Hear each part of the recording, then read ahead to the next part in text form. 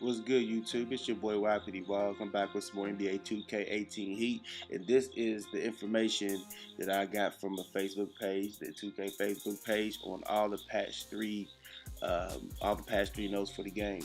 It says fixes patch 3 was released on PS4. It's coming to Xbox One within the next 24 hours and coming to PC and Nintendo Switch.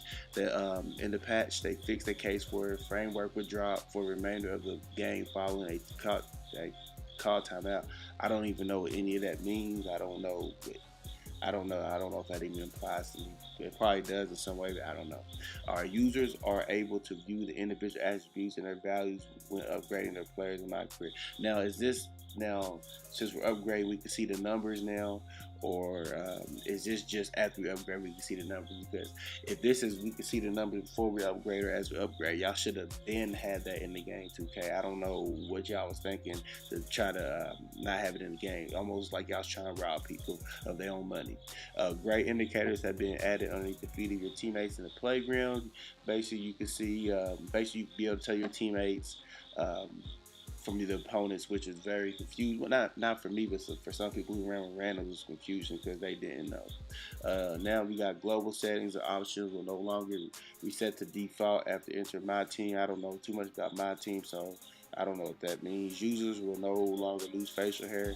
I guess you would keep all your facial hair when you do a rescanning of your face. There's some My League and GM, which I'm really not familiar with the My League and GM, but you see, you can read it for yourself. So I got it posted up here long enough so you can read it for yourself. Anybody familiar with My League and GM, feel free to comment, make comments about the patches concerning that game mode in the section below. Now moving on, we're gonna go to the next one. Users will no longer display negative badge progress following an exceptional performance in my career. For those currently experiencing this, continue playing and your tally will be incremented towards your next bonus. So I guess I don't know if this is going to fix the problem. Say you take too many shots or whatever, and then at the end of when the bonus screen comes up to where it calculates all of your stuff, you get 0 for that. I don't know if that is what it means, or if, matter of fact, I think it means that if you go 1 for 5 on difficult shots or something like that, you know how you get 0. I think they're gonna give you points for that instead of just giving you 0, which I think they should have been doing. But hey, at least they're. One thing I will say about this patch before I continue is, as good they're patching the video game. They don't need to patch the players. Big men are dominant. Let them dominate. Let everybody dominate with their archetype. Because once you start patching these archetypes and patching different type of people, then that's when the game's gonna be weak. Nobody's gonna want to play it because they gotta keep opening it up and repatching it. But we will move on. It says fix a hang that occurred when using. Fix a hang that occurred when the user was scrolling down the list of available shirts, and I really haven't been to the kiosk, so I wouldn't know about all of that. Improved framework in the core area of the playground when the games are being played on. So I guess improved framework meaning that hopefully the lag stopped. Like I said, I haven't even got a chance to play the game yet. I know my stuff's downloading right now, the patch is, so we'll see.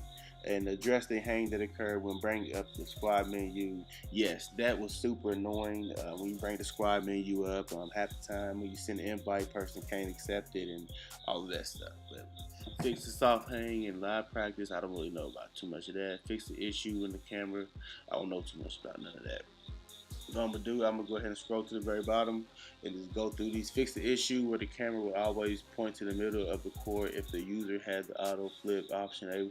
See, I really didn't pay attention to that.